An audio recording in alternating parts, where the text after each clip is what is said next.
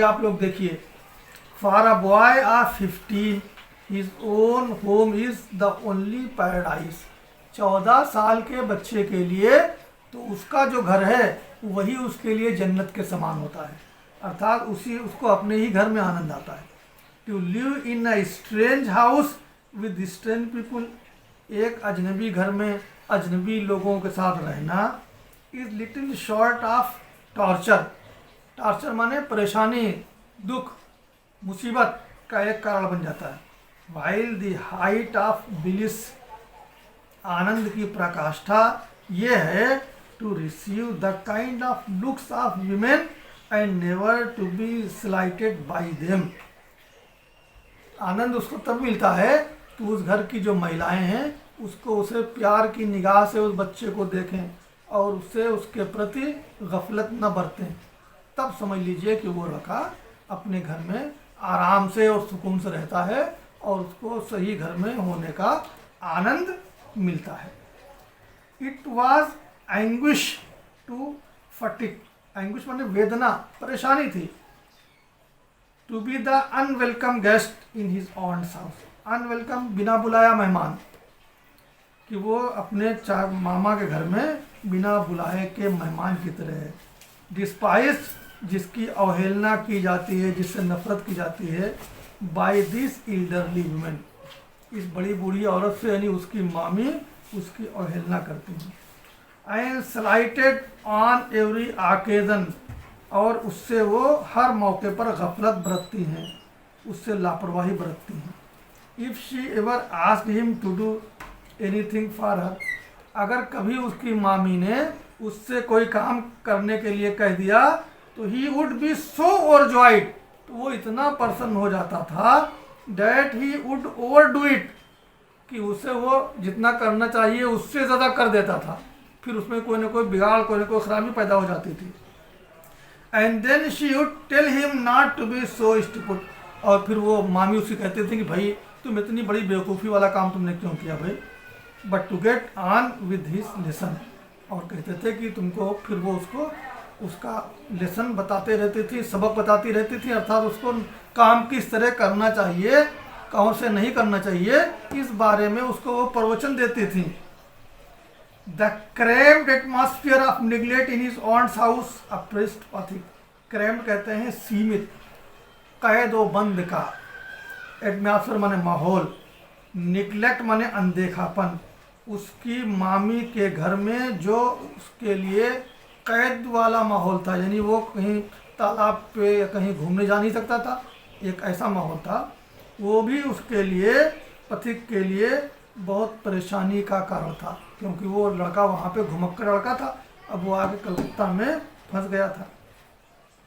He felt that he could hardly breathe, उसको ऐसा महसूस होता था कि यहाँ तो हमारे लिए सांस लेना भी मुश्किल है।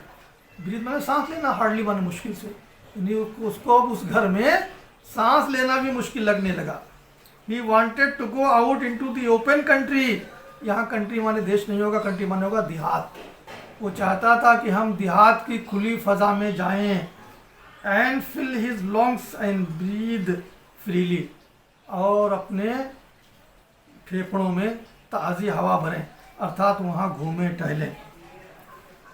But there was no open country to go to, surrounded on all sides by Calcutta houses and walls, लेकिन कलकत्ता के घर गलियाँ जो हर तरफ से घिरी हुई थी, उनमें उसके लिए खुली जगह कहाँ थी जहाँ वो जाता और देहात की खुली जगह का आनंद पाता। He would dream night after night of his village home, इसलिए वो रातों दिन अब अपने गांव के घर जाने का ख्वाब देखता रहता था। And long to be back there, long माने भी होता तमन्ना करना, कि वो फिर अपने घर को पहुंच जाए, गोया कि जिस घर से आए थे अब उसी घर की याद उन्हें फिर सताने लगी। He remembered the glorious meadows, meadow कहते हैं घास के मैदान, देहात में उसके गांव में जो घास के शानदार मैदान थे, अब वो उनको याद करने लगा। Where he used to fly his kite all day long, जहाँ पूरे दिन वो अपनी पतंग उड़ाया करता था। यूज्ड टू फ्लाई का मतलब है उड़ाया करता था। दूसरी चीज और क्या उसको याद आई, द ब्रॉड रिवर बैंक, दरिया का वसी किनारा, विस्तृत स्थान दरिया के किनारे, where he would wander about the live long day singing and shouting for joy, जहाँ दरिया के किनारे खुले मैदान में जहाँ वो टहलता था, दिन भर गुनगुनाता था, गाता रहता था, चीखता था और प्रसन्न होके लोगों से जो कुछ चाहता था वो कहता था। द नैरो ब्रूक, नैरो माने सक्रिय, ब्रूक माने एक नदी, नाला, वेयर ही कुड गो, जहाँ वो जाता था, एंड डाइव, डाइव माने डुबकी लगाना, नहाना, and swim at any time he liked, और उसमें वो तैरता भी था। यानी एक छोटी सी नदी भी थी जहाँ वो डुबकी लगाता था, जब चाहता था उसमें वो नहाता था। वो सारे सामान कलकत्ता के शहर में उपलब्ध नहीं थे उसके लिए, इसलिए वो गांव जाने के लिए आतुर था। He thought of his band of boy companions over whom he was despot. वो अपने उन साथियों के बारे में सोचने लगा जिनका वो बॉस था, डिस्पॉट था। डिस्पॉट का मतलब यहाँ है बॉस, निरंकुश शासक, जिनके ऊपर वो अपनी हुकूमत चलाता था। एंड अबव ऑल, और इन सबसे बढ़कर, the memory of that tyrant mother, और अपनी उस तानाशाह माँ की भी याद आने लगी। माँ पहले उसको मारती थी तो उसको बहुत बुरा लगता था, लेकिन जब वो माँ से दूर हटा तो वही माँ उसे याद आने लगी। Who had such a prejudice against him, वो माँ जिसको वो समझता था कि ये हमारे प्रति तासुब या भेदभाव रखती हैं, उसी माँ की मोहब्बत उसे बेचैन करने लगी। Occupied him day and night, और वो अब दिनों रात अपनी माँ के याद करने में, अपने घर की याद में तल्लीन रहने लगा। A kind of physical love like that of animal, उसके अंदर जैसे जानवरों के बच्चे के साथ यदि वो हिल जाते हैं तो उनको अपने माँ बाप की याद आती है, वैसे ही उसको अपने घर की याद आने लगी। और longing to be in the presence of the one who is loved, जो आदमी जिसको जहाँ पे प्रेम किया जाता है वहीं उन्हीं के बीच में, उन्हीं की प्रेजेंस में उनको उसके अंदर मौजूद होने की तमन्ना होती है। लॉन्गिंग माने तमन्ना होती है, to be in the presence of the one who is loved, an inexpressible wistfulness, wistfulness का मतलब है हसरत, दर्द भरी चाहत। एक उसके अंदर एक हसरत थी जिसको वो बयान नहीं कर सकता था। ड्यूरिंग दी एब्सेंस, यानी अब जो अपनी माँ बाप से वो अलग हुआ, बाप का तो खैर उसका देहांत हो चुका था, तो उसके अंदर अब अपनी माँ को देखने और घर पहुँचने की हसरत बार बार जाग जाती थी। A silent cry of the inmost heart for the mother, और उसके दिल की गहराइयों में अपनी माँ की याद आने लगी। Like the lowing of calf in the twilight, जैसे सुबह और शाम के झपटे में, यानी जब पूरी तरह ना उजाला हुआ हो और ना अंधेरा हो, उजाला होने वाला हो या अंधेरा होने वाला हो, तो उस समय सुबह का और शाम का जो मंजर होता है, जिसे हम दुधनका भी कहते हैं, उनमें जैसे एक गाय का बछड़ा अपनी माँ से दूर हो जाए तो वो बोलने लगता है, बम्बाने लगता है, वैसे ही this love which was almost an animal's instinct, और ये मोहब्बत हर जानवरों के अंदर भी, उनके मनोभाव के अंदर होती है। यानी एक ये प्राकृतिक रिश्ता है, एक प्राकृतिक मोहब्बत है जो जानवरों में भी होती है, तो इंसान तो जानवरों से बहुत सुप्रीम है। एजिटेटेड द शाई नर्वस लीन अनकाउथ एंड अगली बॉय, अब इस मोहब्बत ने उत्तेजित कर दिया एक शर्मीले, नर्वस मायूस, लीन कमज़ोर, अनकाउथ भद्दे गंवार, एंड अगली कुरूप बॉय को। यानी पाठिक जो है वो अब पूरी तरह अपने मामा के घर से खिन्न हो गया, उसका मोह भंग हो गया, और वो अपने किसी घर के ऊपर अपनी माँ से मिलने के लिए किसी भी तरह से आने के लिए उतावला हो गया। There was no more backward boy in the whole school than पथिक। अब देखिए स्कूल में जब पथिक पढ़ रहा था तब भी उसकी चाची बता रही हैं या मामी बता रही हैं कि वो सबसे कमज़ोर बच्चा था। उससे ज़्यादा कमज़ोर बच्चा स्कूल में कोई नहीं था। ही गैप्ड एंड रिमेन्ड साइलेंट। वो मुंह खोले खड़ा रहता था। When the teacher asked him a question, जब उसका अध्यापक उससे कोई प्रश्न पूछता था तो वो मुंह खोले खड़ा रहता था, देखता रहता था, कोई उसका सही जवाब नहीं दे पाता था।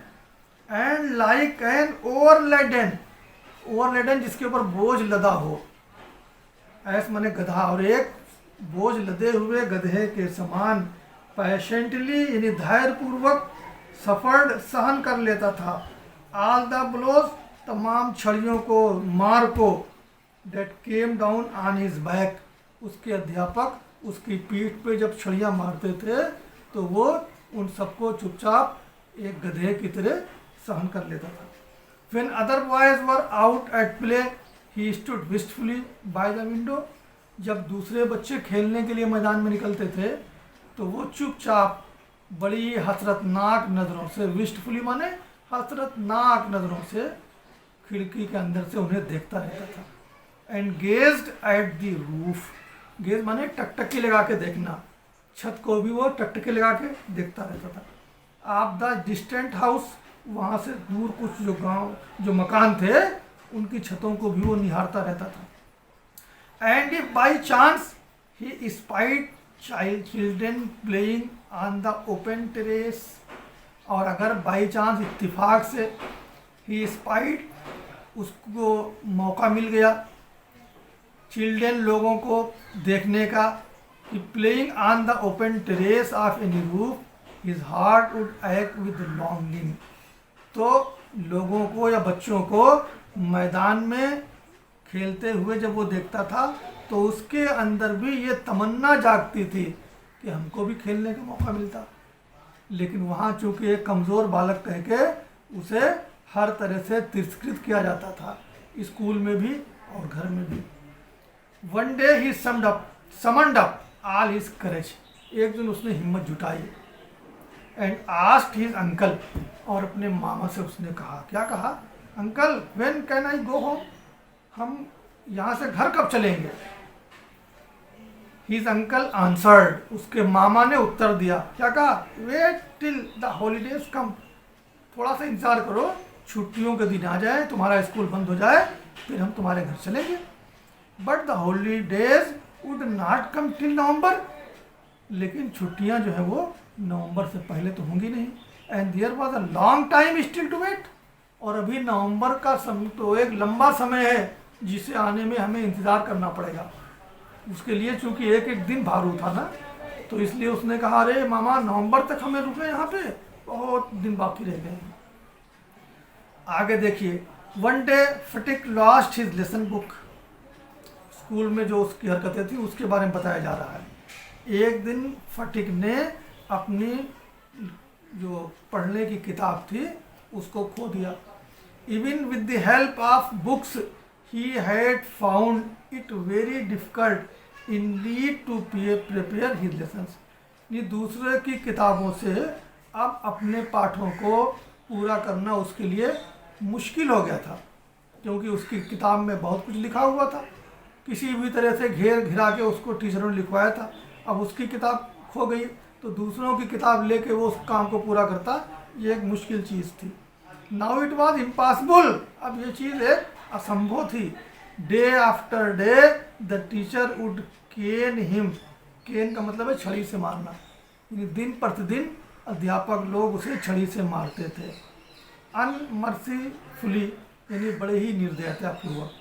His condition became so abjectly miserable, उसकी हालत इतनी दयनीय हो गई, इतनी काबिल तरस हो गई, that even his cousins were ashamed to own him, कि उसके जो चचेरे भाई थे वो भी उससे अपना संबंध रखना अपने लिए शर्म का कारण समझते थे। वो भी नहीं कहते थे कि ये हमारा रिश्तेदार है, क्योंकि उसका अपमान कदम कदम पर स्कूल में होता था और वो सबसे फिसड्डी और सबसे नाकारा लड़का कहा जाता था। दे बिगेन टू जियर एंड इंसल्ट हिम, लड़कों ने उसका मजाक उड़ाना शुरू कर दिया। जियर माने मजाक उड़ाना, इंसल्ट माने उसका अपमान करना। More than the other boys, अन्य बच्चों से अधिक अपमान जो उसके कजिन से, उसके चचेरे भाई थे, वो उसका करते थे। He went to his aunt at last and told her that he has lost his book. अंत में वो अपनी मामी के पास गया और उसने ये बात बताई कि हमने अपनी किताब खो दी है। अपनी मामी से उसने ये चीज़ बताई कि हमने किताब खो दी है, ये सोच के कि शायद वो हमें दूसरी किताब उपलब्ध करा देंगी। His aunt pursed her lips in contempt and said, उसकी चाची ने बड़े ही बेमन से अपना मुंह खोला और उससे कहा, क्या कहा? You get great clumsy, clumsy माने गंवार पाजी, तुम बड़े गंवार पाजी लड़के हो। कंट्री लाउड, और गांव के तुम छोकरे बिगड़ायल छोकरे हो। लाउड माने छोकरा, बिगड़ायल छोकरा, तुम गांव से आए हो, बहुत पाजी हो और बिगड़े हुए लड़के हो। हाई कैन आई अफोर्ड, मैं तुमको कैसे सहन करूं, मैं तुम्हारे लिए कैसे इंतजाम करूं पैसे का। With all my family two by, अपना परिवार भी मुझे देखना है, चलाना है। You by two new books 5 times a month, एक एक महीने में 5 बार तुम किताबें खोते हो, तो मैं तुमको एक एक महीने में 5 बार किताबें कैसे खरीद कर दे पाऊंगी, ये मेरे लिए असहनीय है। That night on his way back from school, उस रात जब वो स्कूल से घर लौट रहा था, फटिक हैड अ बैड हेड एक, तो फटिक के सर में, हेड एक माने हेड एक, सर दर्द, तेज सर दर्द होने लगी। With a fit fear, with a fit of shivering, shiver fit माने होता है कप, जो सनक या कपकपी आना, शिवरिंग माने कपकपी, फिट ऑफ शिवरिंग का मतलब उसके अंदर एक कपकपी पैदा हो गई, यानी जूड़ी आ गई, ये समझ लीजिए। He felt he was going to have an attack of malarial fever, उसने ऐसा समझा कि हमारे ऊपर मलेरिया बुखार का हमला होने वाला है, क्योंकि उसी में जूड़ी आती है, उसी में बुखार जो आता है वो कपकपी लेके आता है। His one great fear was that he would be a nuisance to his aunt, और उसको ये भी डर था कि अब मैं फिर अपनी मामी के लिए एक मुसीबत बन जाऊंगा। न्यूसेंस एक मुसीबत का कारण बन जाऊंगा कि मैं बीमार हो जाऊंगा तो वो मुझे दवा देंगी, दारू देंगी, सेवा करेंगी और बड़बड़ाएंगी, ये भी उसको चिंता थी। The next morning Phatik was nowhere to be seen, अगले दिन पथिक घर में कहीं दिखाई नहीं पड़ा। All searches in the neighbourhood proved futile, कहते हैं पास पड़ोस में उसकी ढूंढाई की गई, लेकिन वो सारी खोजबीन बेमकसद निकली, बेकार हो गई, वो कहीं मिला नहीं। The rain had been pouring in torrents, बारिश जो है वो मूसलाधार हो रही थी। Rain to be pouring in torrents का मतलब होता है मूसलाधार बारिश होना, तेज बारिश होना, जल थल एक हो जाना। होती रही बारिश बहुत तेज, ऑल नाइट, पूरी रात। And those who went out in search of the boy, और उस लड़के को तलाश करने के लिए जो लोग निकले थे, गॉड ड्रेंच्ड, वो सब भीग गए। ड्रेंच मतलब भीग गए। थ्रू टू द स्किन, यानी उनकी खाल भी पानी से पसीज गई, इतना वो भीगे। At last Vishambar asked help from the police, अंत में विशंबर जो उसके मामा थे, उन्होंने पुलिस से इसकी सहायता के लिए कहा कि हमारा भांजा खो गया है, आप लोग उसको ढूंढने में हमारी मदद करें। अच्छा, at the end of the day a police van stopped, दिन के समाप्त होते होते एक पुलिस वैन आई और आकर रुक गई at the door before the house, घर के दरवाजे के सामने। It was still raining and the streets were all flooded, अब भी बारिश हो रही थी और गलियों में पानी भरा हुआ था। फ्लडेड थी यानी बाढ़ से डूबी हुई थी। 2 कॉन्स्टेबल्स ब्राट आउट पथिक इन देयर आर्म्स। 2 कांस्टेबल पथिक को अपनी भुजाओं में उठाए हुए आए।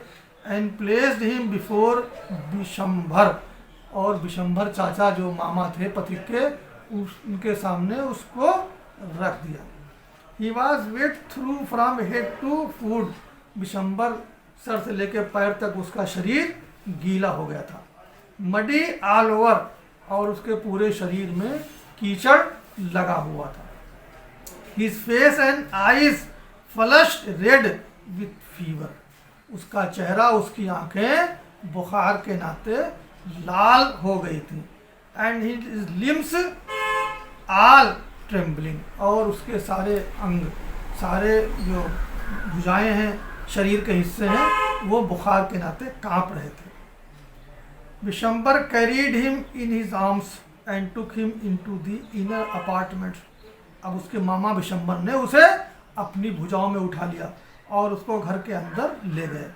व्हेन हिज वाइफ सा हिम, जब विशंबर की पत्नी ने यानी फाटिक की मामी ने उसे देखा, शी एक्सक्लेम, तो वो चिल्ला उठी, what a heap of trouble this boy has given us. कितनी बड़ी मुसीबतों का पहाड़, मुसीबतों का ढेर इस बच्चे ने, इस लड़के ने हमारे लिए खड़ा कर दिया। Hadn't you better send him home, बेहतर क्या नहीं रहेगा कि तुम इसे घर इसके भेज देते। Phatik heard his words and sobbed out loud. Pathik ने उसके ये शब्द सुने और वो सुबुक सुबुक कर रोने लगा। फिर उसने क्या कहा रोते हुए, uncle, mama, I was just going home, मैं घर जा रहा था। But they dragged me back again, लेकिन ये लोग मुझे फिर यहाँ खींच लाए। मामा से कहा कि हम तुम लोगों को बिना बताए अपने घर यहाँ से भागना चाहते थे, लेकिन ये पुलिस वाले हमको यहाँ पे खींच लाए। The fever rose very high, बुखार तो बढ़ता जा रहा था। And all that night the boy was delirious. Delirious का मतलब होता है जो किसी बीमारी के नाते बदहवास हो जाए, पागल सा हो जाए, दीवाना सा हो जाए। कह रहे हैं बुखार बढ़ता गया और पूरी रात उसके ऊपर एक दीवानगी सी छाई रही। Vishambar brought in a doctor, Vishambar ने, उसके मामा ने एक डॉक्टर को बुलाया। Phatik opened his eyes flushed with fever and looked up to the ceiling. Phatik ने अपनी आंखें खोली जो बुखार से लाल हो रही थी और उसने छत को देखा। एंड सेड वैकेंटली, और अचानक ये कहा, क्या कहा, uncle have the holidays come at yet, क्या छुट्टी हो गई अब हम, यानी क्या हमको अब अपने घर जाने का मौका मिल जाएगा। Don't beat me like that. अच्छा, मैं, हाँ ये दूसरा है, holidays come yet, may I go home, अब क्या हम अपने घर चल सकते हैं, यानी आपने कहा था कि छुट्टी में हम आपको घर ले चलेंगे, तो क्या छुट्टी हो गई, हम अपने घर जा सकते हैं। Vishambar wiped the tears from his own eyes. इस मौके पर विशंबर की आंखों में भी आंसू आ गए। उस मामा को भी उसकी तकलीफ देखी नहीं गई। And took Pathik's lean and burning hands in his own, और पथिक के कमज़ोर जलते हुए हाथों को, बुखार से जलते हुए हाथों को उन्होंने अपने हाथ में थाम लिया। And set by him through the night, और रात भर उसके मामा उसके पड़ोस में यानी उसके सराहने बैठे रहे। The boy began again to mutter बुदबुदाना, उल्टी सी बातें बकने लगना। बच्चा वो बार बार जो है कुछ न कुछ बकने लगता था। At last his voice became excited, अंत में उसकी ध्वनि बहुत उत्तेजित हो गई, इधर उधर की बड़ी तेज गति से बात करने लगा। मदर, माँ, माँ चिल्लाने लगा। He cried, don't beat me like that, मुझे अम्मत मारिए, अम्मत मारिए। यानी पुराने दिनों की यादें उसके ऊपर, उसके जहन पे छा गईं और वो बुखार की जलन के नाते या बीमारी की दीवानगी में बड़बड़ाने लगा। Mother, I am telling the truth, मैं सच कहता हूँ, मैं सच कहता हूँ। यानी उसने कहा था ना कि हमने माखन को नहीं मारा है, तो वो सब पुरानी बातें उसके जहन में आ गई। द नेक्स्ट डे, अगले दिन, Phatik became conscious for a short, थोड़ी देर के लिए उसे होश आया। कॉन्शियस, सचेत हुआ, थोड़ी देर के लिए उसे होश आया। He turned his eyes about the room. उसने अपनी आंखें कमरे में घुमा के कमरे को देखा. As if expecting someone to come. जैसे वो किसी का आने का इंतजार कर रहा हो. At last, अंत में with an air of disappointment, एक निराशा के भाव के साथ, his head sank back on the pillow. फिर उसका सर तकिया पर लुढ़क गया. He turned his face to the wall. और उसने अपने चेहरे को दीवार की तरफ मोड़ लिया. With a deep sigh, एक गहरी सिसकी के साथ. साई माने सिसकी. Vishambar knew his thoughts and bending down his head. Vishambar यानी उसके मामा भी उसके विचारों को समझ गए थे कि उसको घर की याद आ रही है, वो यहाँ से उगता चुका है. And bending down his head whispered, और उन्होंने उसके कान में अपने मुंह को ले जाके विस्पर चुपके से कहा, Phatik, I have sent for your mother. मैंने तुम्हारी माँ को इस बात की खबर भेज दी है, वो आने वाली हैं. द डे वेंट बाई, दिन बीत गया. The doctor said in A trouble voice, एक परेशानी की आवाज़ में, परेशानी के अंदाज में डॉक्टर ने कहा. क्या कहा? That the boys condition was very critical. इस लड़के की हालत अब बड़ी ख़तरनाक है, इसका बचना मुश्किल है. डॉक्टर ने ये बात उनके मामा से कही. Phatik began to cry out. Phatik जो है वो चिल्ला उठा. By the mark 3 fathoms, by the mark 4 fathoms, by the mark, ये वो शब्द हैं जो मल्लाह लोग जो नाव चलाते हैं वो अपनी नाव की जब खेते हैं तो उसकी गहराई के बारे में बोलते हैं. तो उसने सुना होगा नाविकों को कि इस तरह की बातें वो लोग बोलते हैं, तो वो बातें भी दीवानगी के आलम में उसकी ज़बानों से निकलने लगी. He had heard the sailor on the river steaming calling out the mark on the plumb line. Plum line कहते हैं कि जब हम सुहाउल से पानी की गहराई नापते हैं, तो यानी जब वो नाविक लोग होते हैं तो साहुल डाल के पानी की गहराई नापते हैं, तो ये शब्द वो बोलते हैं जो उसने सुना होगा, सुनता रहा होगा, और वही शब्द दीवानगी के आलम में उसकी ज़बान पर आ गए. Later in the day Pathik's mother burst into the room like a whirlwind. अब बाद में रात दिन में पथिक की माँ, फाटिक की माँ burst into the room like a whirlpool. भंवर, भंवर के समान कमरे में आके फूट फूट कर रोने लगी. And began to toss from side to टाइस. टॉस माने इधर उधर करना, इन्हें अंगड़ाई लेना, गिरना, पड़ना, उठना, ये जो सूरत होती है. एंड मोन, चिल्लाना. एंड क्राई, बोलना. इन लाउड वॉइस, यानी मारे व्याकुलता के, मारे गम में उसकी माँ भी चीखने लगी, चिल्लाने लगी, गिरने लगी, उठने लगी, अपनाने लगी. Vishambar tried to calm her agitation. Vishambar ने अपनी बहन को सांत्वना देने की कोशिश की. But she flung herself on the bed. लेकिन वो अपने को बार बार बिस्तर के ऊपर पटकती थी. एंड क्राइड, और चिल्लाती थी. क्या कहती थी? फटिक माई डार्लिंग, माई डार्लिंग, ओ मेरे प्यारे बेटे पथिक, पथिक मेरे प्यारे बेटे पथिक. बार बार वो भी उसकी मोहब्बत में, अपने बेटे की मोहब्बत में दीवानी थी. फटिक स्टॉप हिज रेस्टलेस मूवमेंट. बेचैन गति, मूवमेंट माने गति जो थी पथिक की, वो थोड़ी देर के लिए रुक गई, शांत हो गई. उसके समझ लीजिए कि जान उसकी निकलने वाली है, ये सूरत हाल पैदा हो रही है. Without his hand ceased beating up and down. उसकी नाड़ी में ये धड़कन होती है, ये भी रुक गई. सीज रुक गई, बीटिंग माने धड़कना, उसके हाथ की नब्ज धड़कना बंद हो गई. ही सेड, और उसने कहा बस उसने आह किया सिर्फ. The mother cried again. फिर माँ उसकी इस स्थिति को देख के चिल्ला उठी. फटिक माई डार्लिंग, माई डार्लिंग, मेरे प्यारे बेटे पथिक, मेरे प्यारे बेटे. उसकी बिगड़ती हालत देख के माँ चिल्लाई. Phatik very slowly turned his head. Pathik ने धीरे से अपने सर को मोड़ा। एंड विदाउट सीइंग एनीबडी, और बिना किसी को फिर देखे, सेट कहा, क्या कहा, mother the holidays have come, क्या आप छुट्टी के दिन आ गए हैं। यानी उसको ये था कि छुट्टी के दिन जब आएंगे तब हम अपनी माँ के पास पहुँचेंगे, जैसा कि उसके मामा ने कहा था। तो उसने देखते ही कहा कि माँ, क्या छुट्टी के दिन आ गए जो हमारी तुम्हारी मुलाकात हो रही है। बस इसी के ऊपर ये कहानी ख़त्म हो गई।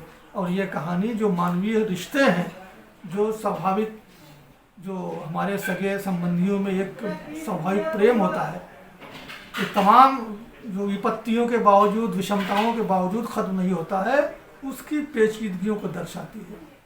और यहीं पे ये कहानी ख़त्म होती है। अब आप लोग ऐसा करें कि इस पूरी कहानी में जो भी डिफ़िकल्ट वर्ड्स हैं उनको लिखें और उसकी मीनिंग हमसे पूछ के लिख लें। और उसके बाद जो इसके इम्पॉर्टेंट पैराग्राफ्स हैं उनको हम अंग्रेज़ी में भी किसी दिन आपको समझाएंगे, और फिर डिफरेंट कंटेक्स्ट के साथ उन पैराग्राफों को हम लिखा देंगे और उसको आप याद कर लेंगे ताकि आपको अच्छे नंबर मिले। क्योंकि अंग्रेज़ी में जब क्वेश्चन आंसर आएंगे तो उनका आंसर आपको इंग्लिश में ही देना होगा। इसलिए मैंने आपको इसको भाव क्लियर करने के लिए हिंदी में समझा दिया है, लेकिन नंबर पाने के लिए तुम्हें इसका उत्तर या इसका आंसर अंग्रेज़ी में ही याद करना होगा। बस यहीं पे हमारी ये लेसन की चर्चा ख़त्म हो रही है।